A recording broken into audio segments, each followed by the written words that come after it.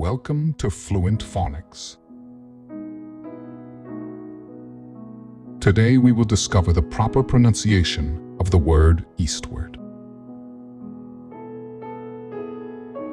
Eastward. Eastward.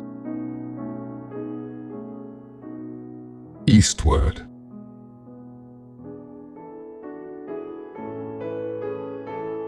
Here's an example of how one might use it in a sentence.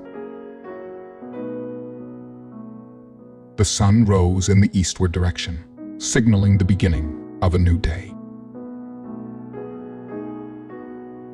Eastward is used to describe a direction that is towards the east or in the eastward direction.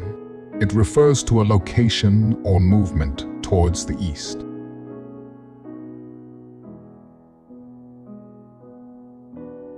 Thank you for your time. If you enjoyed this, please like and subscribe for further content.